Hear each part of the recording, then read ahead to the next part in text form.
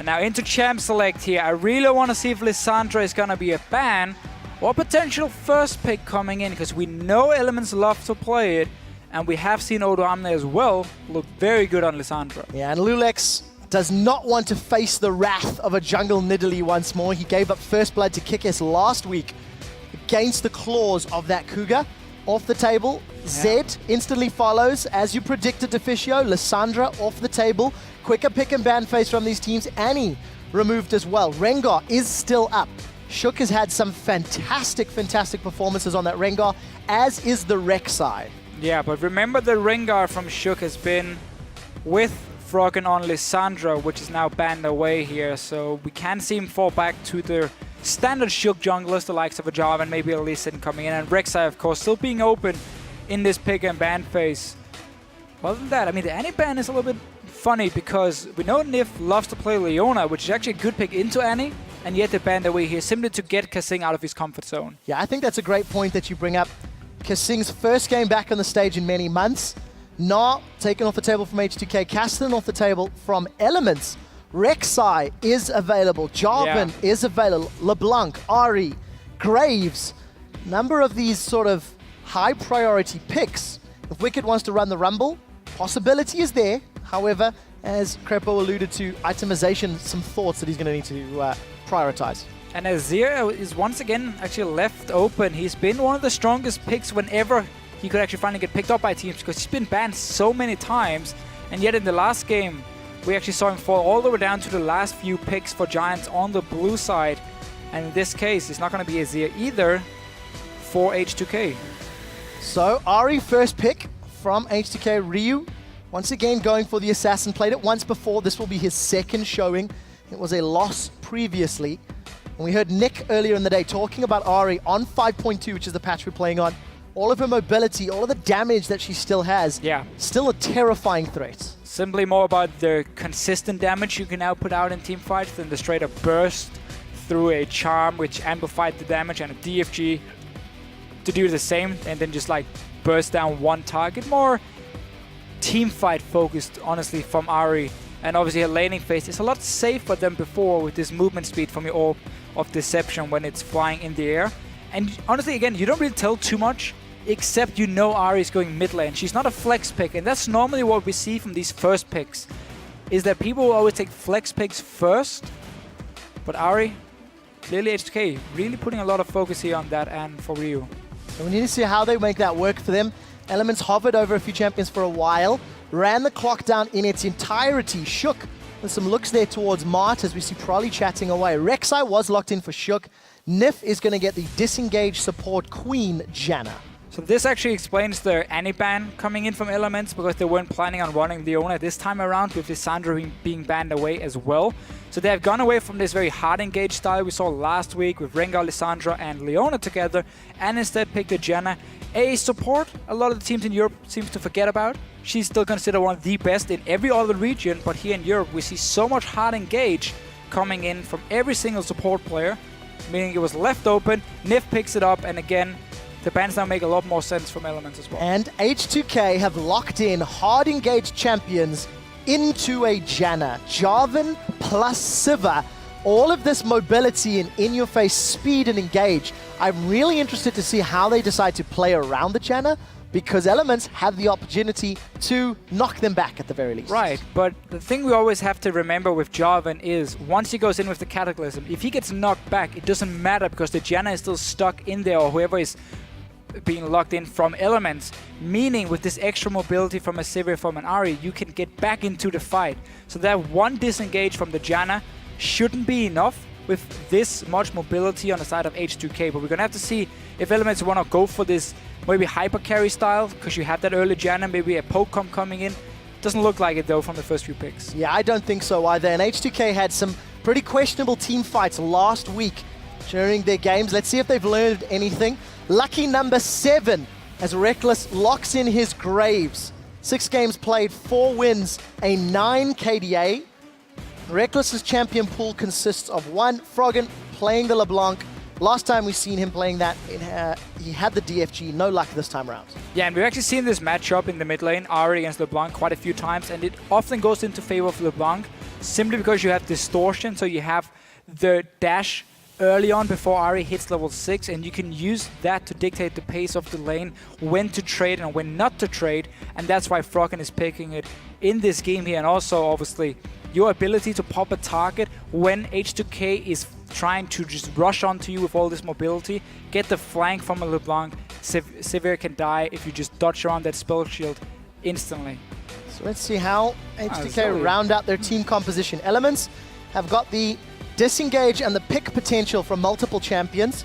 H2K locked in some front line and some more mobility and utility. H2K with really a very strong team fighting comp. Yeah. Not a lot of damage though, so pressure on both Hyanan and Ryu to get themselves in an advantageous position. Because if not, I feel this sort of double damage threat really may fall off in the late game. But I do like their 5v5 potential. Yeah, I agree. I think the 5v5 is going to be very strong here. You have actually pretty good lanes all around as well.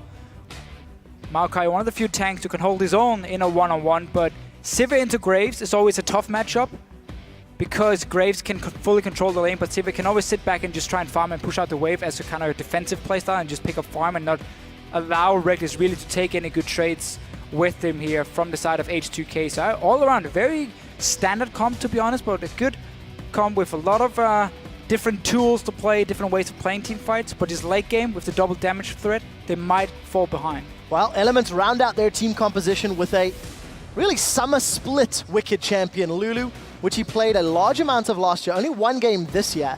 More disengage tools, mobility, survivability, and some late game AP damage to back it up. Elements with a fairly non-traditional team comp that we're seeing in the 2015 season.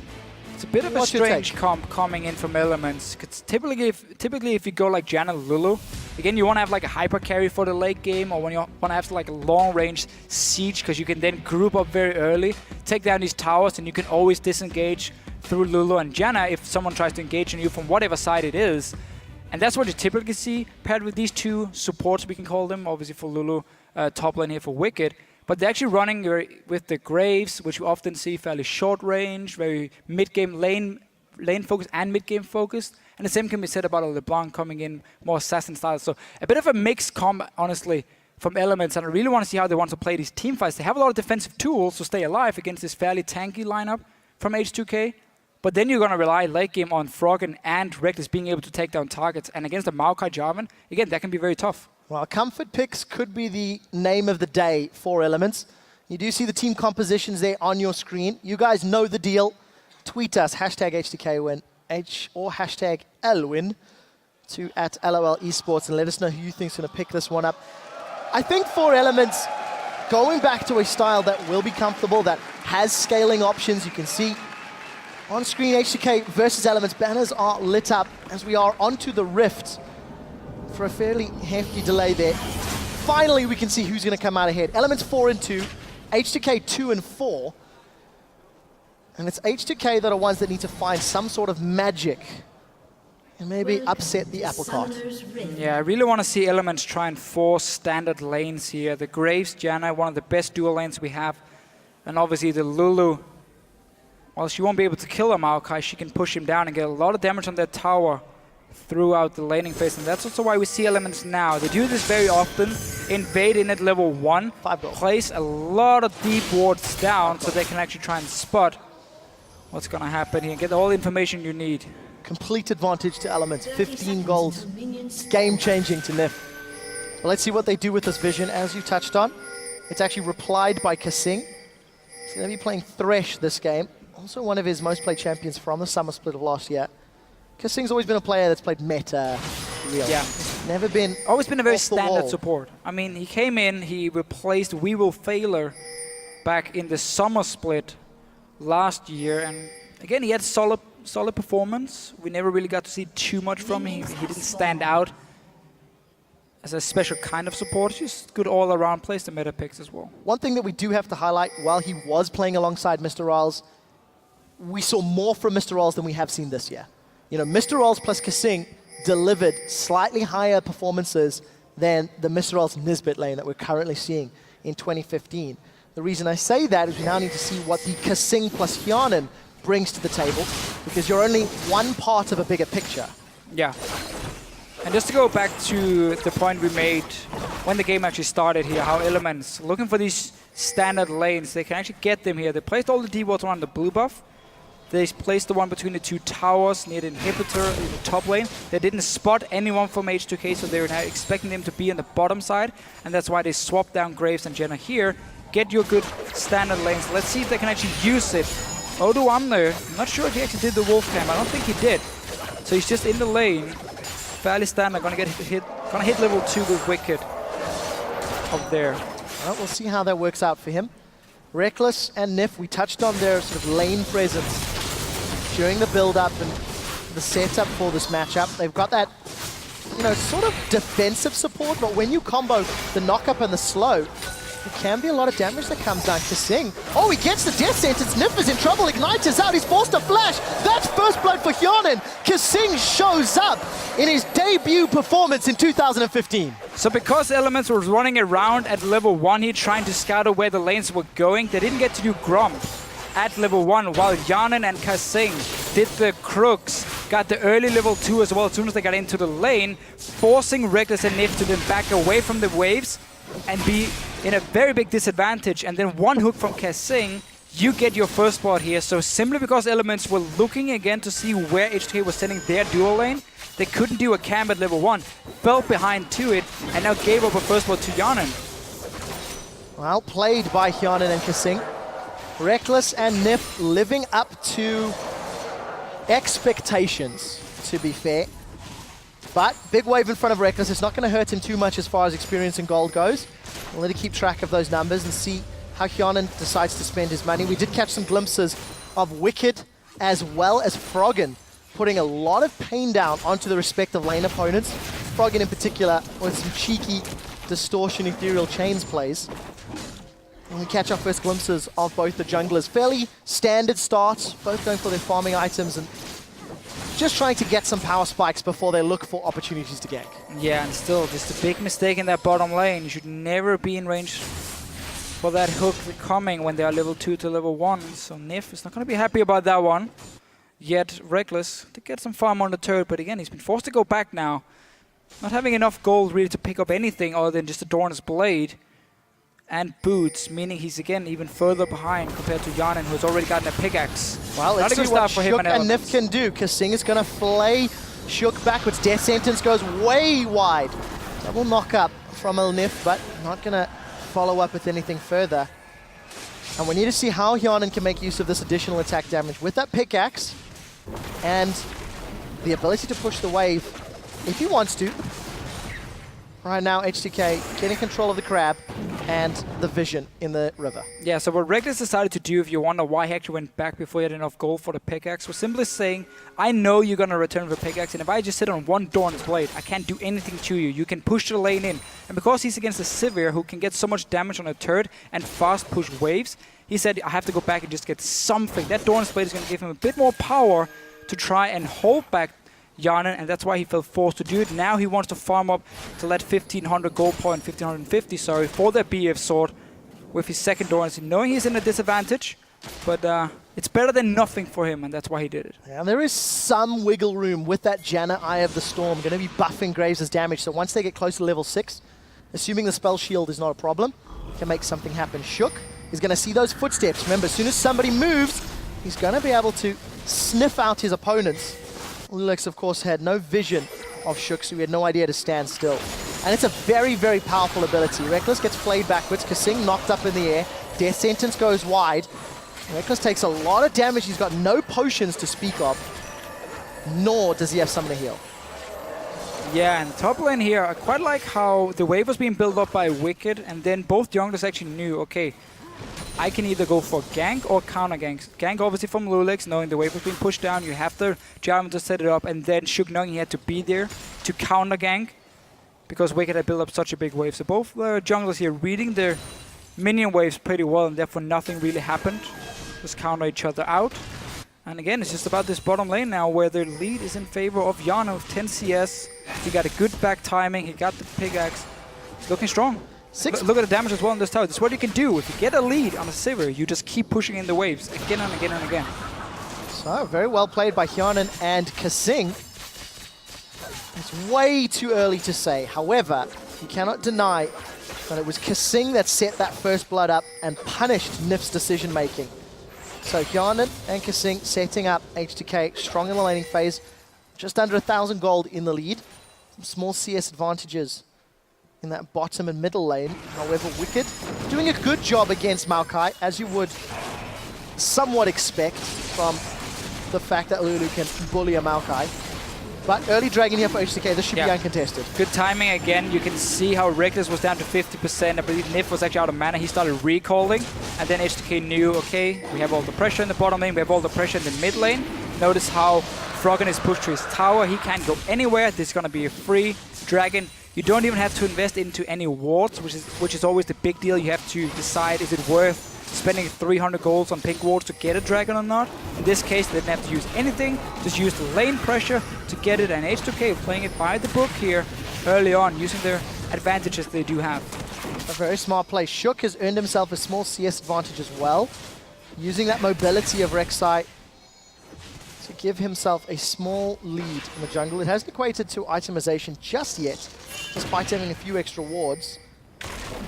Decent sapling from Odo Omne is going to keep him from being ganked. Elements not off to the strongest of starts. You know, you were talking about the laning power that Elements team composition actually had coming into the game from Picks and Bans. Unfortunately, they really haven't been given a chance to push it out. We see that Froggen has missed a wave in that middle lane. He's dropped 12, 13 CS behind. Obviously, Reckless is, you know, even, but there's a big wave pushing towards Hyanan, so he's going to pick up this small advantage. You know, this laning phase going in favor of H2K. So again, simply because Elements were late to this bottom lane, didn't get to do a camp and then got surprised. I mean, not really surprised, just caught out of position and simply falling too far behind. Then due to that level 1 play, being late to the lane itself, and obviously in the mid lane, the new Ahri here, what you can do as well is you can actually build Abyssal Scepter as your first item. Very strong into double AP in this case, and simply become somewhat of a semi-tank at least, and be very hard to kill for the likes of a LeBlanc. No one-shot potential from Froggen, and therefore you can just keep pushing in the lane and rely on this sustained damage instead of the straight-up burst from an Ahri. Yeah, I want to talk about the items that Hyanan's picked up. With this small lead that he's gathered, he's actually finished his Berserker's Greaves and picked up a longsword.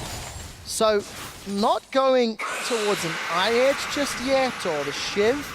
So we need to see how Hyanan's build develops, and the farm alarm from Shook in the background. I would expect him to go for Infintage now, or a Brutalizer, and then obviously Infintage after, and then complete a Ghostblade as his second item. Because he has his lead in the lane already, you want to really push it. Ghostblade is great if you want to try and snowball in this mid-game here, get that extra damage from the passive. Especially the armor penetration is so important on Sivir for her boomerang damage in early to mid-game, which is what he's aiming for, and that's why he's sitting on this long sword for him. And obviously, he's going to keep pushing in this wave.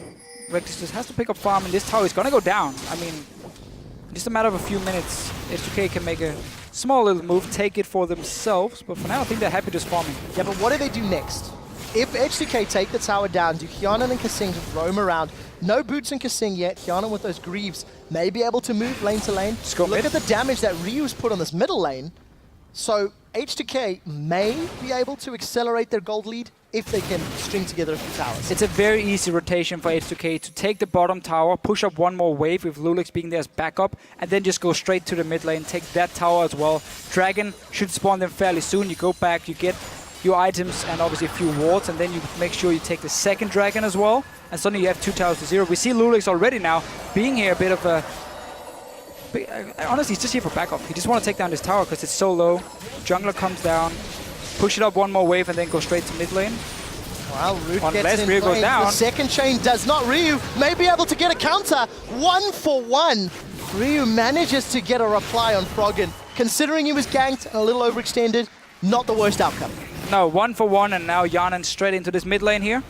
Pick up some more farm for himself. It does again delay the push a little bit. For H2K, that Ryu went down. They would actually prefer him just sitting there and pushing in the waves, and then wait for them to come and take the turret. So delaying them a little bit, and a 1 for 1 trade. Kill for both the mid laners. Oh, Reckless may be in trouble. Kasing, Can the wind-up connect? No, because he hasn't thrown it yet. And the dash from Reckless keeps him safe. Quick draws away. Kasing continues to help Hyanan farm away. 117 CS to 97. That's a 20 advantage. Hyanan's currently sitting on 1,700 gold. Thanks to picking up a lot of farm and obviously that tower. You can see the gold differences even in the top lane. 400 in the favor of Shook. Ryu ahead in the middle lane. Thanks to a small CS and the gold from the tower, of course. But it's really the bottom lane, 1,000 difference between Hyanan and Reckless. Yeah, BF sword now picked up for him. He can go straight to mid lane, take down this turret, and then return to the bottom lane when Reckless had already pushed it out. But again, Elements, they're expecting it, so they keep ganking Ryu in here. Oh, Ryu's in so much trouble. Knocked out, locked down. Death Sentence connects. Shook is the reply. Here comes Lulex. Cataclysm is available. He slam dunks down onto Froggen. Look for the right target. It's the one with the chain. Hyanan continues to auto attack. That's a double kill for Hyanan. The brains of H2K managing to be in the right place at the right time. TP from Wicked's not going to be enough, and H2K set their sights. Yana should go bottom lane right now. They can take this turret without him, Kasing and Lulex together, and then a big wave is coming in from Reckless, so he can again take that farm, defend his own turret. H2K right now playing really well, taking every single advantage they can. So once again, Elements here, they want to keep trying to shut down Ryu. First of all, get Froggen going and try and stop this mid lane push. But because H2K are now moving there from the base, they can pick up the first one, take Froggen as well. Teleport actually coming in from Wicked, despite it being way too late. Odoamne cancel as well, so none of the top laners have teleport here. But then, because they get these 2 kills, H2K can just send the AD carry to the bottom lane. We see Yarn there now. Get the farm, get obviously the mid turret. So 2 towers now for H2K, really playing it well. And this all comes from the bottom lane being won by H2K. Dragons, turrets, everything. Yeah, Hyanan and Kasing may not have been able to rotate to that middle lane if they were still dealing with Reckless and Nif. They wouldn't have killed the turret. So we do see Kasing 0-0-3 really setting up H2K here in their opening match of week 4. Second dragon secured to back up their 2 towers. Shook, that's the second blue buff in a row that is stolen, so not too bad. And now with Dragon gone, you can send your AD carry to the top lane instead and push in that tower because there's no global objective he has to be on the bottom side for.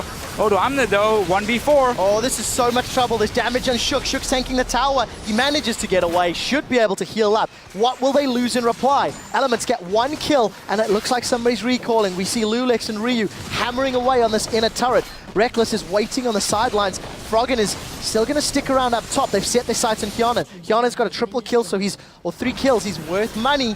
Froggen wants to blow him up. You do see the spell shield up. It gets popped. The chains do not connect. And Hyanan stays alive. So, tower still standing up top for H2K. I didn't see if it fell in the inner. Mid turret went down. And it did. Yeah. Simply just pushing it in with Lulex, Ryu, and Kasing, and Ryu actually placed a ward on the side here, trying to zone away Reckless so he couldn't go in and ult the wave. The tower blew buff as well. Element should be able to take this one for themselves, but it's only going to be 1 tower.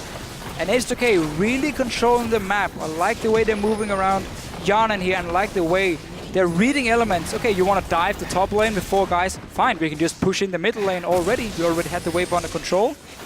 And again, making sure they stay ahead in gold. Chains go wide once again from Froggen, but he manages to keep Odoamne away. Elements secure their first tower of the game. They've still got 3 kills under their belt, and they find themselves 1,500 gold down. It's not an insurmountable lead, that is for sure, but Elements need to be a little careful with the dragon count. H2K have had the timing and the control. They're just going to get more and more of those buffs. I think very smart play from H2K around the map. Off the gates well, but now is the difficult part. Now is keeping up their momentum with less towers and more informed decisions about where you push and where you pressure.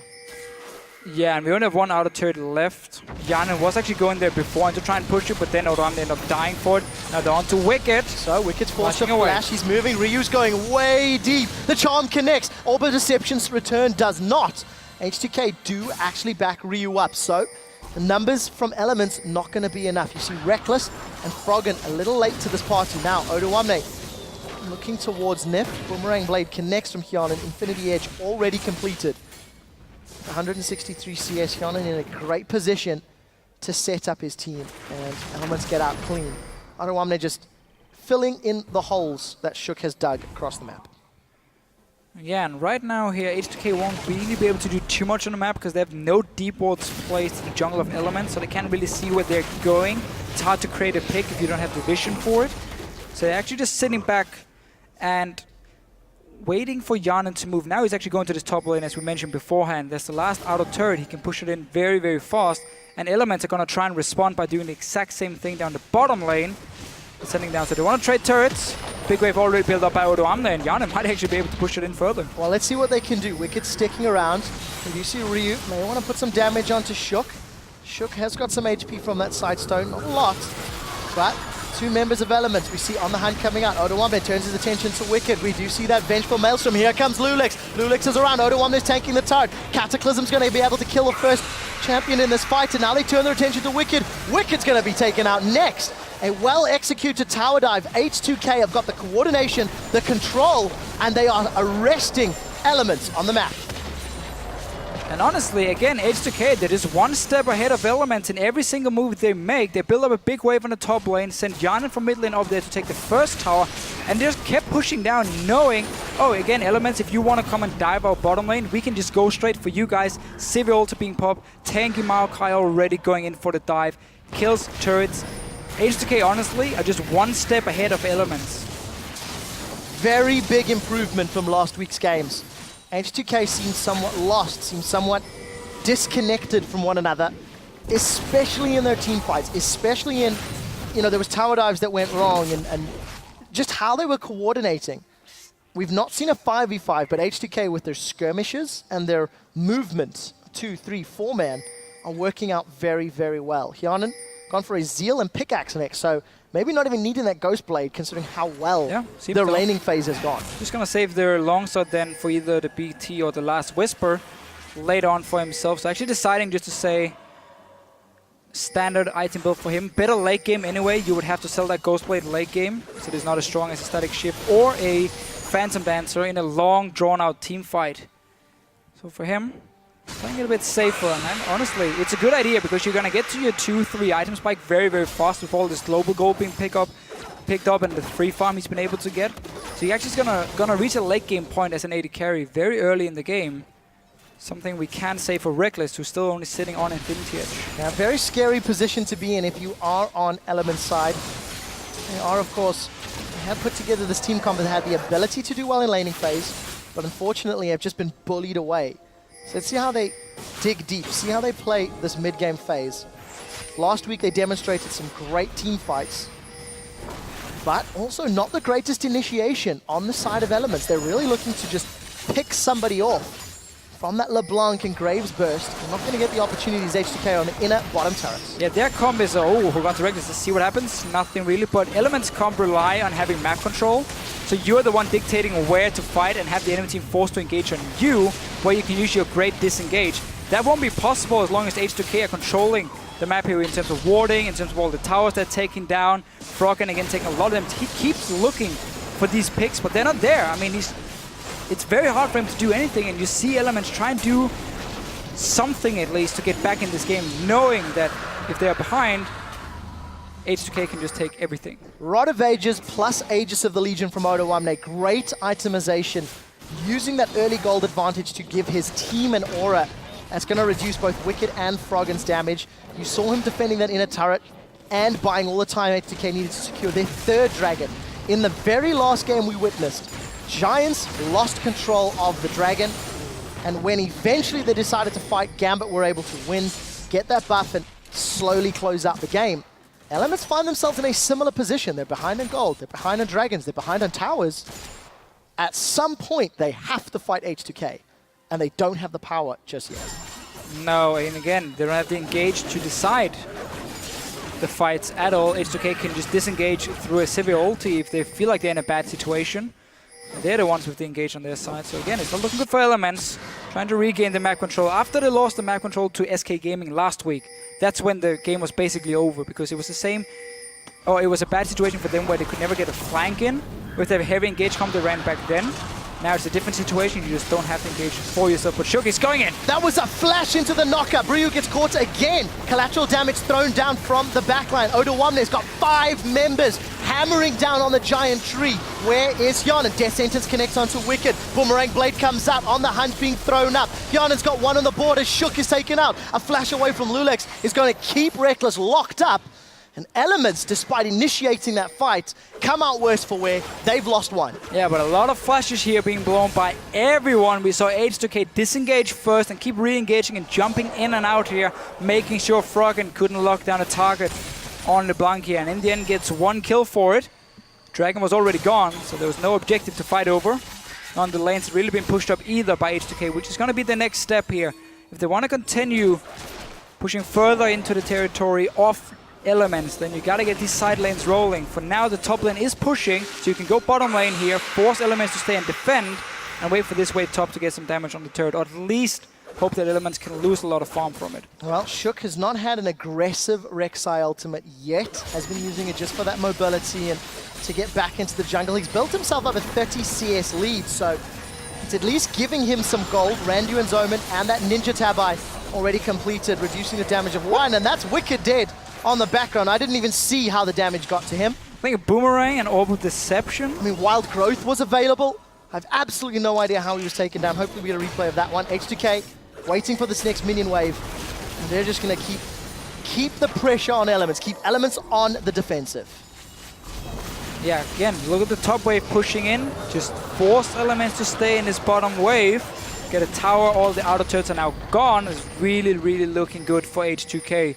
Notice again how they're pinging on the wave, so they realize, okay, stay here, force Elements to defend, make them lose all this farm. What I'm more impressed by from H2K is it's 23 minutes on the game, and they have systematically destroyed Elements turrets. Every single time there is an opportunity, as a team, every single member of H2K has been where they need to be. They've got the 3 dragons, they push the inner turrets. They're moving around effectively, and this is now the hardest nut to crack. Inhibitor turrets, they've got some vision down in Elements jungle, and they now need to figure out how they uproot Elements in their own base. Wicked. Managed to actually get up there. H2K didn't feel like they had to stay with all the gold they had picked up from beforehand, so decided to give the farm to Elements, but still got the last outer turret gone. Because you have 3 dragons to 0, I mean, it's not like H2K again has to make a big play. You can wait for that 5th dragon, you can start setting up the Baron. We see Oracle being picked up for Kasing. I like that. Again, you have pink wards for Lulex, greater stealth totem for Odoamne as well. So a lot of wards possible. Sidestone coming actually very late from Lulex. He didn't build it early on. He was waiting now for this team fights to start happening and knowing, okay, now we really got to play the map. We are in the lead, so as long as we ward up the entire jungle of Elements, they will never be able to run in and face check us. We were just going to take that fight and just kill them. So that's why he's picking up a fairly late Sidestone. Thank you for voting on Twitter, everyone. H2K, 75% of the vote. Well, let's be fair, we are 25 minutes into the game, so anybody who watched the first 5 or 10 would be well within their rights to vote that way.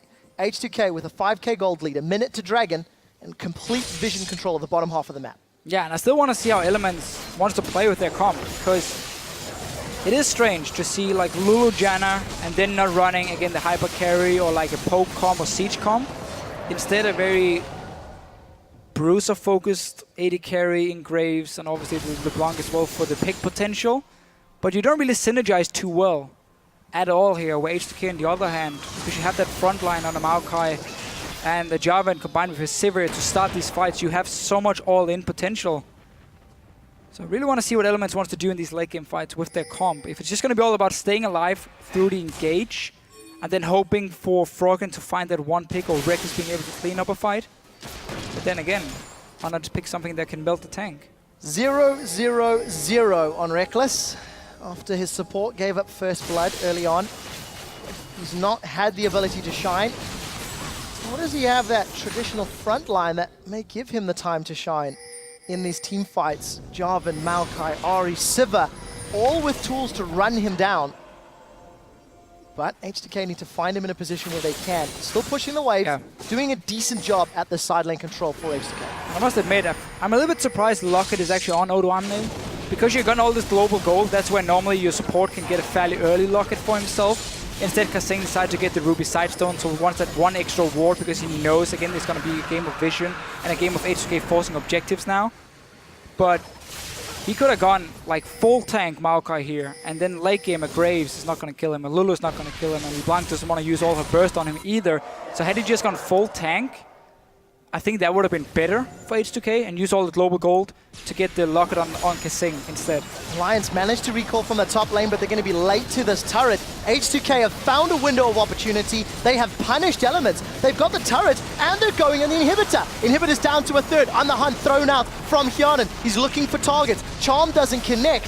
H2K get the objectives and get the hell out of Dodge. Inhibitor down. Elements, they're left floundering. Yeah.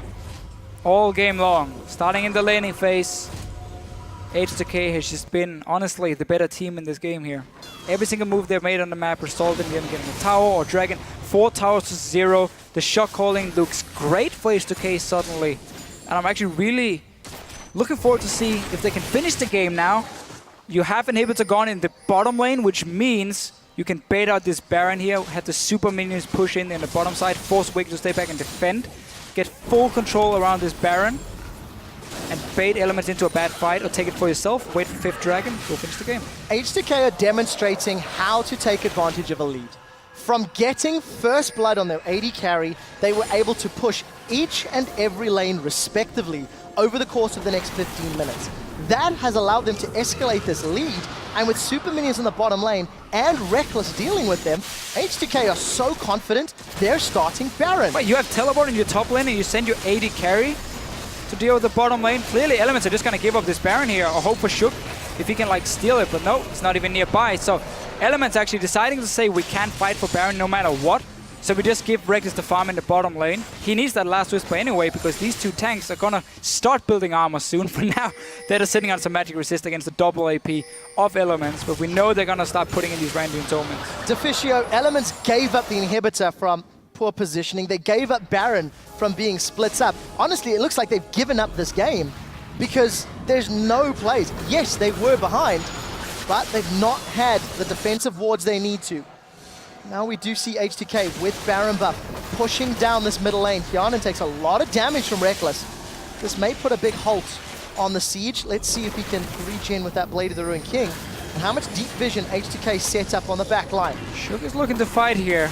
Well, let's see what they can do. Kasing gets slowed. Auto 1 there's gone in. Ryu's going to flank from the that side. didn't work. The first victim is Nif. Cataclysm goes out. We see the flash forward. Charm doesn't connect. Wicked splitting to the left. Reckless splitting to the right. Wild Growth is up this time around. Orbit Deception's not going to be enough. Froggen re-engages as he gets caught up in the end. The collateral damage plus Froggen. They get 1, lose 2, and an inhibitor. Baron buff on those minions. H2K, they're on the Nexus turrets. They're going for a 30-minute victory. H2K are there. Hyanin's got the damage to finish this one off. Elements are not going to